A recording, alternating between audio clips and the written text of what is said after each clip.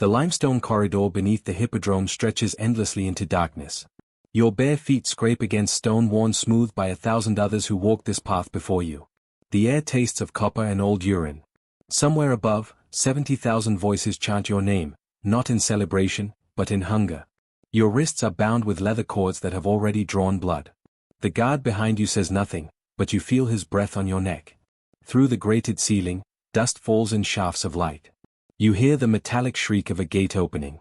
Then, from the arena floor above, a sound that doesn't belong to any animal you know. It's almost human. Almost.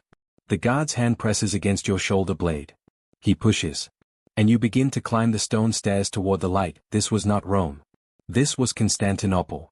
The year was 532 AD, and what happened in the Byzantine Hippodrome during the Nika Riots would create a blueprint for state-sanctioned cruelty so methodical, so bureaucratically refined, that even the Roman emperors who had perfected the art of public execution would have found it excessive. But before we continue, I need you to do something. If you're watching from the United States, Brazil, the Philippines, or anywhere else in the world, drop a comment below and let me know where you're from. It helps this channel reach more people who care about the darkest corners of history. And if you haven't already, hit that subscribe button. We're building a community that doesn't look away from what humanity is capable of. Now, let's go back to that corridor to by the 6th century. Constantinople was the beating heart of the Byzantine Empire, a civilization that considered itself the rightful continuation of Rome but had evolved into something far more complex. Under Emperor Justinian I and Empress Theodora, the city reached a population of nearly 500,000 people. The Hippodrome, a massive U-shaped arena that could hold 70,000 spectators, was more than entertainment. It was the political nervous system of the empire. The Blues and the Greens, the two dominant chariot racing factions, were not just sports teams. They were paramilitary organizations with their own uniforms, weapons, and political agendas. When the emperor appeared in the Kathisma, the imperial viewing box overlooking the arena, he was not just watching games. He was being watched. His reactions were studied. His favor was currency, but in January of 532, something broke. A botched execution. 2 men, one from the Blues and one from the Greens, survived their hangings. Both factions demanded clemency. Justinian refused. What started as chanting turned into riots. The cry of Nika, victory, became a battle hymn. For 5 days, Constantinople burned. 30,000 people would die before Justinian's general, Belisarius, trapped the rioters inside the hippodrome and massacred them. But in those 5 days, before the slaughter, Justinian did something that would echo through Byzantine history. He turned the hippodrome into a laboratory. A place where punishment was not just physical, but theatrical, psychological, procedural. What most histories call arena executions in Byzantium were actually part of a documented imperial protocol known in administrative texts as the Catastrophe tu Cosmou, the unmaking of the world. This was not a metaphor. It was a literal bureaucratic category. Court documents from the reign of Justinian show that certain prisoners, political enemies, heretics, those accused of conspiracy, were not simply killed. They were processed through a system designed to destroy them in stages, with each stage carefully observed and recorded by notarii, imperial notaries whose sole function was to document suffering. The mechanism worked like this. First, the condemned were held not in ordinary prisons, but in subterranean cells called the enemas dungeons, located directly beneath the hippodrome. These were not holding cells. They were preparation chambers. Second, a team of specialists called the koitonites, bedroom servants, though the term is darkly ironic, were assigned to each prisoner. Their job was to manage the victim's physical and mental state in the days leading up to their public appearance. They controlled food, water, sleep, and light. Third, a detailed schedule was created for each prisoner, specifying the exact sequence of humiliations they would endure in the arena. These schedules were written on wax tablets and approved by the prefect of the city. This was not chaos. This was a machine. Let us follow one man through this system. We know him from a fragmentary chronicle preserved in a medieval manuscript now housed in the Vatican Library. His name was Hypatius. He was not a criminal. He was a nephew of the former Emperor Anastasius I. In the chaos of the Nika Riots, both factions had tried to crown him emperor against his will. When Justinian regained control, Hypatius was arrested. His wife, Maria, begged for mercy. Theodora, the empress, refused.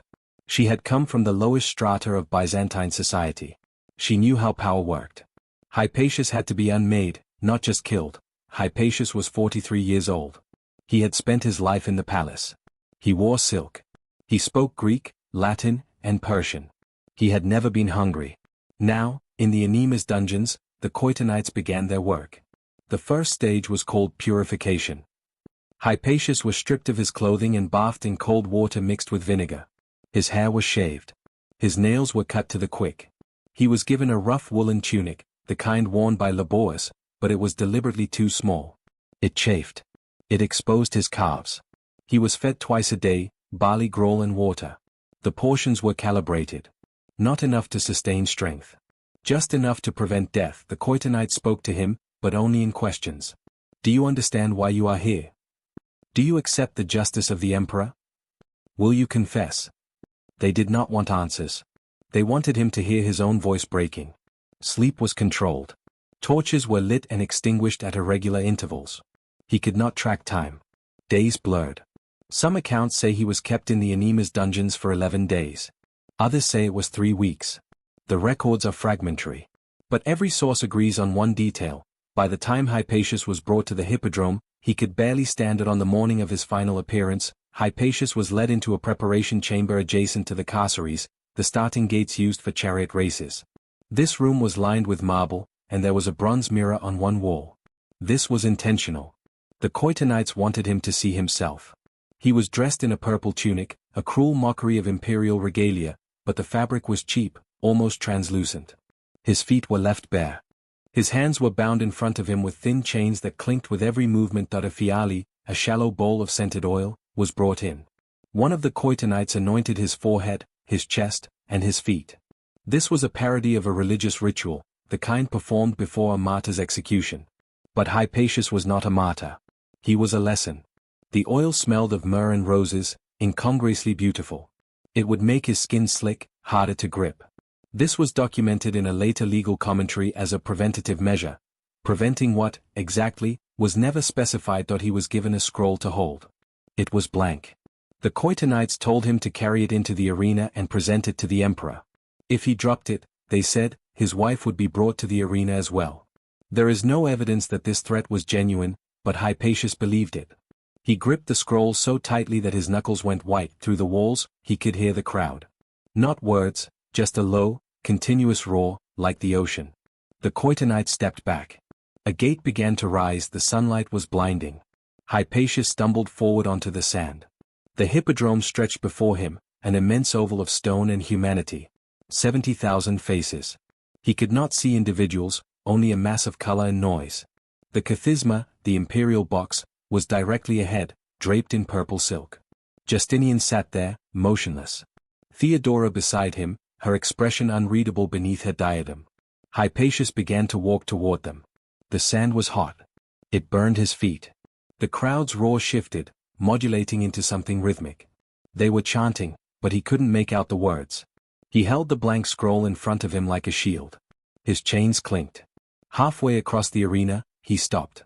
Not because he wanted to, but because 2 men had emerged from the opposite gate. They wore leather aprons and carried long hooked poles, the kind used to move dead animals. They were not soldiers.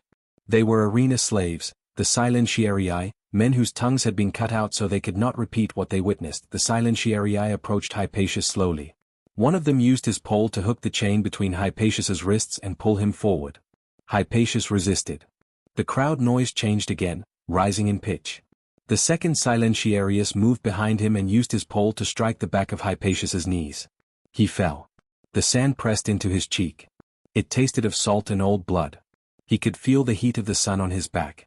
The silentiarii dragged him forward on his stomach, using the poles. His tunic rode up. The crowd could see everything. When they reached the center of the arena, they stopped. They planted their poles in the sand and looped ropes around the tops, creating a kind of frame. Then they lifted Hypatius to his feet and tied him to the frame, arms spread, facing the imperial box. The blank scroll had fallen. It lay in the sand, already half buried. Justinian raised one hand. The crowd fell silent. The silence was worse than the noise. What happened next was not an execution. It was a ceremony of erasure. The silentiarii brought out amphorae, large clay jars. They poured the contents over Hypatius's head. Honey. Thick, golden, sticky. It covered his face, his hair, his chest.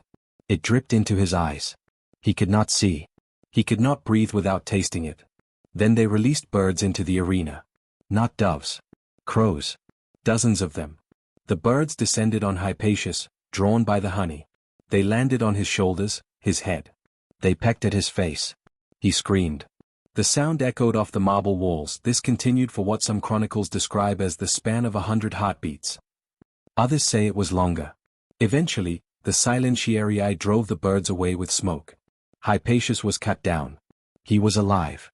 The crowd was silent. Justinian stood. He spoke a single word. We don't know what it was. The sources don't record it. But Hypatius was dragged back across the sand and thrown into the carceres. He disappeared from history. Hypatius was not killed that day. That was the point. According to a letter preserved in the collected correspondence of Procopius, Justinian's court historian, Hypatius was kept alive for another 6 months in the Anemas dungeons. He was never brought to the arena again. He was simply held. Federation kept. His wife, Maria, was allowed to visit him once. She was escorted by guards into his cell. The sources say she did not recognize him at first. His face was scarred from the bird attacks. His hair had grown back in patches. He did not speak. When she tried to embrace him, he flinched. The guards gave them 10 minutes. Then Maria was led away. She never saw him again. Hypatius died in November of 532, 6 months after his appearance in the Hippodrome. The official cause of death was recorded as fever. His body was returned to his family. They buried him in an unmarked grave outside the city walls. Maria lived for another 30 years. She never remarried. She never spoke publicly about what happened. But a fragment of her private journal, copied into a later manuscript, contains a single line: "There are silences that are louder than screams." Hypatius was not unique. Court records from Justinian's reign list dozens of similar cases, categorized under the bureaucratic heading public admonitions. These were not executions. They were performances of power, carefully designed to demonstrate that the emperor controlled not just life and death, but meaning itself. He could take a man of noble birth, strip him of his identity, and turn him into a spectacle. And then he could let him live, a walking reminder of imperial reach. Other accounts describe variations on the theme. Women accused of adultery or conspiracy were brought to the hippodrome and forced to stand in the center of the arena while heralds read detailed, humiliating descriptions of their alleged crimes. They were not physically harmed, but they were not killed. They were sent back to their families, marked. Children of executed rebels were sometimes brought to the arena and made to watch reenactments of their parents' deaths, performed by actors. The children were then released.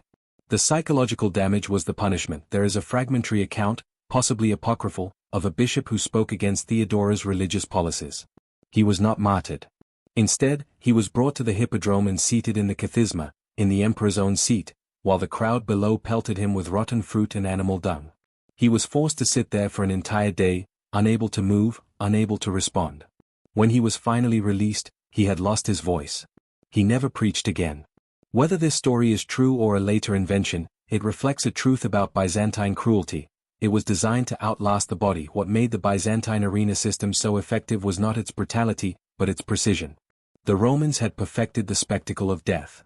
Gladiatorial combat, mass executions, damnatio ad bestias, throwing criminals to wild animals, these were designed to entertain and intimidate. But they were, ultimately, simple. The Byzantines, heirs to both Roman law and Eastern bureaucratic traditions, refined cruelty into a form of communication. Every detail of an arena punishment was meaningful. The color of the victim's clothing. The animals chosen. The length of the ordeal. The crowd understood these symbols. They could read the punishment like a text. This required infrastructure. The hippodrome had a staff of hundreds, sandrakers who cleaned the arena floor between events, animal keepers who managed the exotic beasts, musicians who played specific melodies during specific punishments, and, most importantly, the aforementioned notarii, who documented everything. These records were stored in the imperial archives. Later emperors consulted them. They were not just history. They were instruction manuals. One such document, partially preserved in a 10th century compilation, describes the protocols for the unmaking of traitors. It is written in the dry, procedural language of bureaucracy. Section headings include, on the selection of birds, on the application of honey and other adhesives, on the measurement of pain without fatality. The document specifies that crows are preferable to ravens because their beaks are sharper but less likely to cause fatal wounds. It recommends that honey be mixed with fish oil to increase the bird's aggression. It notes that the victim should be positioned to face the imperial box at all times, to ensure that the emperor's gaze is part of the punishment. Reading this document is like reading a recipe. It is clinical, precise, terrifying in its ordinariness. Not everyone who entered the Byzantine arena entered through the main gates. There were smaller doors, hidden beneath the stands, that led to secondary chambers. These were used for what the records call private demonstrations. When a senator or military commander fell from favor, they were sometimes not executed publicly. Instead, they were brought to the hippodrome at night, when the arena was empty. A small audience, other senators, potential rivals, Justinian himself, would watch from the kathisma as the victim was subjected to the same rituals that others faced in daylight. But without the crowd, the experience was different. Intimate. Personal. The victim could hear every footstep, every breath. The silentiarii moved through the darkness like shadows. The torches cast long, flickering shapes on the sand. One chronicle mentions a general named Belisarius, though this is disputed. According to the account, late in his life, after falling from Justinian's favor, Belisarius was brought to the hippodrome at night. He was not physically harmed. He was simply made to kneel in the center of the arena for hours while Justinian watched from above. No words were exchanged. No blows struck. When dawn came, Belisarius was released. He lived for several more years, but his power was gone. The message was clear: the emperor could summon you to the sand at any time. You existed at his pleasure. The hippodrome continued to function as an arena of punishment long after Justinian's death. Successive emperors refined the protocols. By the 8th century, a new form of punishment had emerged: blinding. Political rivals were not killed, but blinded with hot irons and paraded through the arena. The crowd would watch as the smoke rose from the victim's face. This was considered merciful. It allowed the victim to live, technically, while ensuring they could never threaten the emperor again. The Byzantines had a word for this: philanthropia, love of humanity. They believed that not killing someone was an act of Christian charity. The hippodrome's last recorded use as a site of punishment was in 1204, during the Fourth Crusade. Latin crusaders, having conquered Constantinople, used the arena to humiliate captured Byzantine nobles. They forced them to race on foot around the track while spectators threw stones. By this point, the Byzantine Empire was collapsing. The mechanisms of bureaucratic cruelty had outlived the state that created them. In the 16th century, a fire destroyed much of the Ottoman imperial archives in Constantinople, which had been built on the ruins of Byzantine administrative buildings. But fragments survived. In 1923, during the chaos following the fall of the Ottoman Empire, a cache of documents was discovered in a walled-up room beneath what had been the hippodrome. Among them were wax tablets and scraps of parchment written in Byzantine Greek. Many were too damaged to read. But some were intact. They contained names, dates, and descriptions. Lists of the condemned. Protocols for their processing. Sketches of the arena layout showing where victims were to be positioned for maximum visibility. These documents are now scattered across various archives in Istanbul, Rome, and Athens. Few historians have studied them comprehensively. They are fragmentary, difficult to authenticate, and disturbing in their implications. They suggest that the number of people who passed through the Byzantine arena system was far larger than previously believed. Not thousands. Tens of thousands. Over centuries. Most of them are nameless. The records use abbreviations, code words, bureaucratic shorthand. Subject 47, Protocol Gamma, successful termination. Subject 52, Protocol Delta, extended observation required. How many Hypatiuses were there? How many Marias? How many children who watched their parents erased? The archive offers no answers. Only categories. Only procedures. Only the machinery of suffering, preserved in faded ink. The Byzantine Empire called itself the continuation of Rome, but it had evolved something Rome never perfected: the ability to make cruelty systematic, predictable, and permanent. The hippodrome was not just a place of death. It was a place where power demonstrated its absolute control over meaning, identity, and memory. You could be unmade there. Not killed, but erased, while still breathing. What haunts me most about these stories is not the violence itself, but the documentation. The fact that someone sat in an office and wrote protocols for how to hurt people. The fact that these documents were filed, preserved, consulted by future administrators. The fact that cruelty was a career. A skill. A tradition passed down through generations of bureaucrats who probably never set foot in the arena, who never smelled the honey or heard the crows, who simply wrote the instructions and moved on to the next memorandum. That we like to believe that the worst atrocities are committed in moments of chaos, passion, or madness. But the Byzantines prove otherwise. They prove that cruelty is most dangerous when it is calm, organized, and routine. When it has forms to fill out and schedules to keep. The hippodrome is gone now, buried beneath modern Istanbul. But the mechanisms it perfected, the systems of documentation, categorization, and procedural dehumanization, those survived.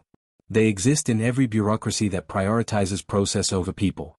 In every system that turns suffering into paperwork. So here's my question for you. How many archives are there, in how many cities, containing documents we haven't read yet?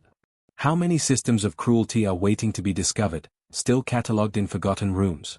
Drop a comment below. Tell me which historical figure or system you want me to investigate next. Subscribe if you want to keep exploring the darkest corners of what we're capable of. And remember, the most terrifying thing about history is not that it happened. It's that it was written down. It was planned. It was normal. The archive is still there. We just have to be willing to look.